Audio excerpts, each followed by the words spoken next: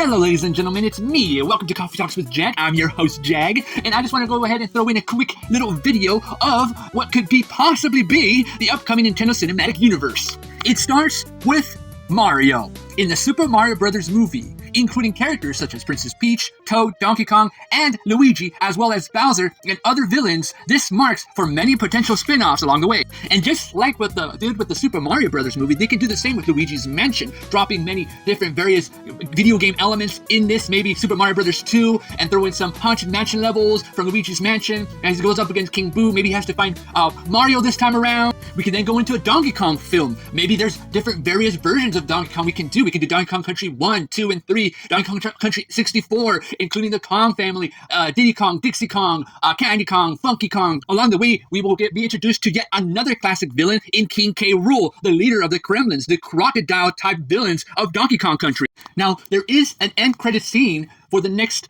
Mario movie down the road, so maybe this could include Yoshi. If not, Yoshi can still be its own spin-off character, as Yoshi does appear in the trailers of the Super Mario Bros. Movie. Now, this time, when they do a Super Mario Bros. 2 film, this could include both Mario and Luigi this time around, saving Princess Peach this time, together, as they go up against Bowser, and maybe even his 7 Koopa kids, or in the canon, the 7 Koopa generals. This could also have Yoshi involved in it this time around, which includes Yoshi now part of this Nintendo Cinematic Universe. Now, how can all this culminate in a cinematic universe type scenario? Perhaps after this battle in Super Mario Bros. 2, it opens a rift in the pipe portals that explore various other Nintendo game characters. And through this, we get a mysterious blue Mario lookalike that goes into these pipes. Through these pipes, we get to explore the Legend of Zelda world in Legend of Zelda Link's, I don't know what quest is going to be for the film. Then it goes into the Metroid series with Samus, the bounty hunting alien bounty hunter. Then it goes into a Star Fox world with Fox McCloud and his crew trying to face off against the voices of Andross. It then goes into a Captain Falcon universe of the video games that made it popular. And finally, Kirby, the famous Dream Cloud conqueror and hero of dreams, as he goes up against the forces of King Dedede, who happens to be a penguin, and maybe, possibly the penguins of the Super Mario Bros. Movie. Now, what you're probably thinking, this is just too small for a next crossover event with all these Nintendo video game characters. No, I think this is just enough for the first Super Smash Bros. Movie.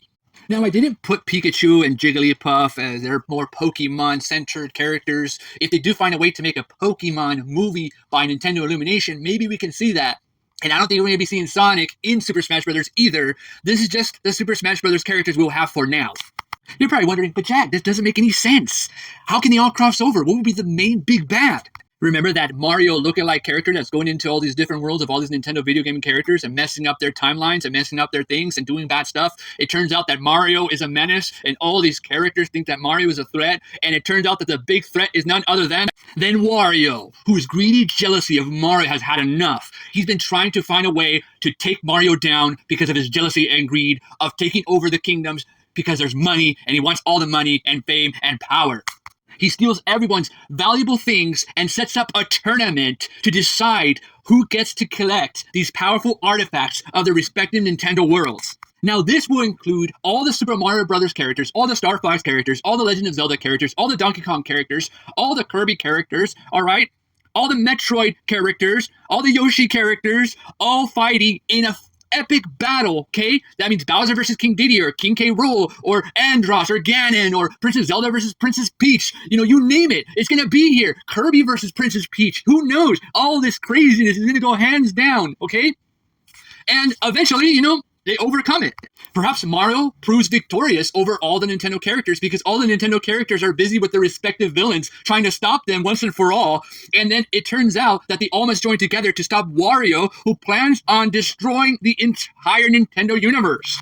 In the end, Wario gets defeated, and all the Nintendo characters all befriend one another, except the villains. They probably get defeated, right? But they all shake hands. He's going into their own video game worlds and universes, and they go on their own journeys, and they do their own films down the road and things like that. But then we get an end credit scene, and it says the Super Smash Brothers will return, right? It turns out that Wario, okay, whose black and jealousy was turned into a, let's say, zombie, and turns out that he was working for someone else. The powerful, evil Master Hand. and this sets up the next Super Smash Bros. Movie. This can turn into a Super Smash Bros. Trilogy of films that sets up more video game Nintendo characters along the way, and we can see other popular video game characters that go into the next Super Smash Bros. Film, and so on, until finally we get an endgame type of scenario where every Nintendo character goes up against Master Hand. And I think by that point, once we reach Super Smash Bros. 3 or even Super Smash Bros. The first one, it's going to make billions, right? And the second one and the third one's going to make billions, okay? So that's set in stone. But Hollywood, of course, has to tread carefully. And if we only get one Super Smash Bros. Movie as a send-off, I think that will be okay. Because that will be it. That will be the Nintendo Cinematic Universe. Pretty good. Of course, we have yet to see the results of how much money the Super Mario Bros. Movie is going to make in the first place. We first have to figure that out. But fingers crossed it does well, and we can be creating a Nintendo Cinematic Universe. But the question is for you fans out there, that what do you guys think about the Super Mario Bros. Movie and this Nintendo Cinematic Universe? How would you do it and realistically do it? What would you do? Who would you add? And how would you make it possible and believable that this would be a great, awesome, epic cinematic universe which Marvel and DC are already establishing? What can we do to make it fresh? But that's it for this video, ladies and gentlemen. Please do me a favor and leave a like. It will be helpful and tremendous that you do. And also subscribe for more videos like this. And comment below, what do you want to see as a Nintendo Cinematic Universe? Well, have a good day.